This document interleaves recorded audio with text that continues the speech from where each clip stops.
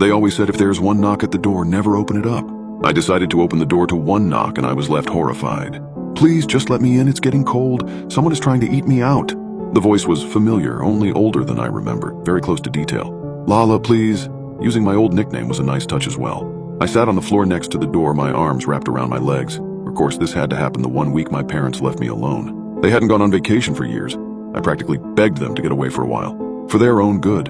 If I called them, they'd come right back, but I don't think that would have helped me anyway. Besides, I wasn't an idiot. I heard the knock, and I would not open that door.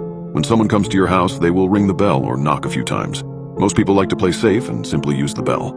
And then you open the door as you normally would. But never, absolutely never, should you open the door when there's only one knock. It was the very first thing we were told when we moved to this neighborhood all those years ago. There are a bunch of rumors of people disappearing or suddenly dying after opening their doors, though they all supposedly happened before we even lived here.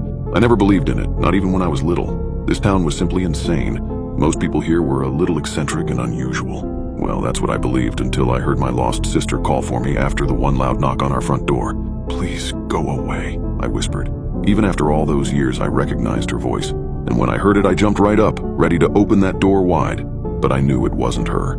I'd looked through the window. There was nobody in front of our door.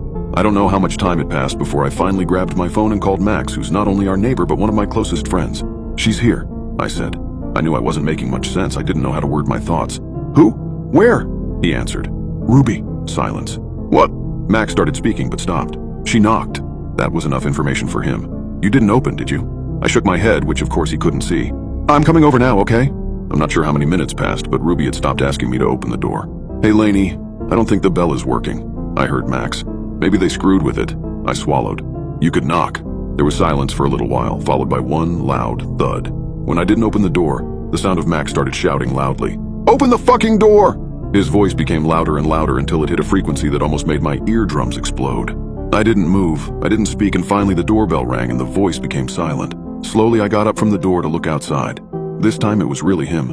The last time I saw her, we had the biggest fight of our lives. We were sitting in the living room with tea that had already turned cold. I don't open up about Ruby often, but hearing her voice today really messed me up. And all because of stupid Jack. I rolled my eyes. Max smiled. "A boy?" I shook my head and laughed. Jack was a stuffed toy in the shape of a pumpkin. I'd never told Max about the fight. In fact, nobody but my parents knew about it. I loved that damn thing. Wanted it at the Halloween carnival. When Ruby saw it, she begged me to give it to her. She cried for hours because she hadn't won it. And even when my parents said they'd buy her another toy, she wouldn't stop. She wanted mine. Well, she wanted to be just like you. It's sweet. I nodded. Ruby was a year younger than me, but she used to act as if we were twins. She wore my clothes, played the same sports, and always wanted to hang out with me and my friends. When I think about it now, I think it was adorable. Of course, back then I found it insufferable. I sighed. For days, I took Jack everywhere with me, even to the bathroom. It was probably just out of pettiness, but that toy became everything to me. So when I came home from school one afternoon and saw that Ruby had cut it in half, I screamed at her like never before.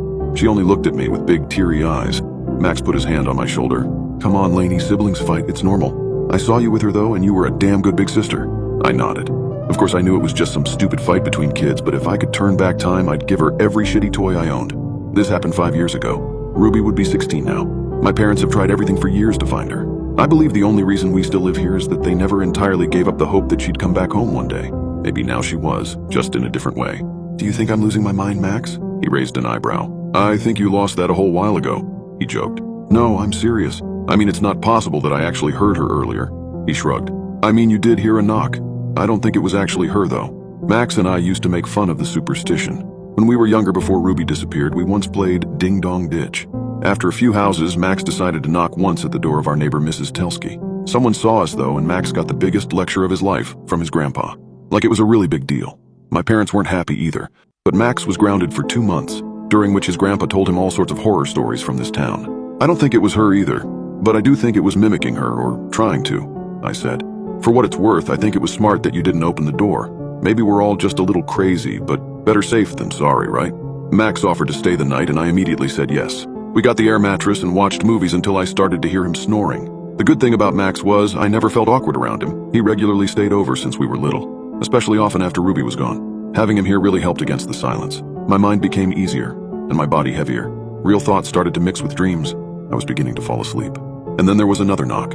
It came from the front door downstairs, but I heard it loud and clearly. My heart started racing just like it did this afternoon. "Max, did you hear that?" I whispered, but he didn't answer. "Lala, it's dark. Please come and get me, Ruby's new voice cried from outside. Max, please tell me you hear this. I looked over at him, but he didn't move. Finally, I collected the courage to get up and turn on the lights. Ma. The eyes of my friend were wide open, but he didn't speak. He didn't move. I ran over to him and tried to shake him, but his whole body was stiff, only his eyes moved. Let me in! The voice from downstairs screamed. I didn't know what to do anymore. Max was clearly awake, but it seemed as if something was holding him back, almost like he was having sleep paralysis, but with his eyes open. They're pulling me away, Lala. Please help me. I don't know what happened then, but I immediately jumped up and ran downstairs. Some kind of instinct kicked in. Maybe it was her. Maybe I could pull her back inside. But if this was really Ruby, was she also the one doing this to Max? My hands touched the cold door handle, moving almost as if I was in a trance. I have Jack. They fixed him, Lala. We don't need to fight anymore. Those words pierced through my body and woke something up inside of me. I stepped away from the door and walked back upstairs, passing my room where Max was still lying still. But I didn't stop. I walked to the next room, Ruby's old bedroom. Everything there looked just the way it did when she was still here. My parents could never change it. Everything was still the same, and Jack was still placed on her bed where I put it 5 years ago after I'd sewn it back together. They almost got me.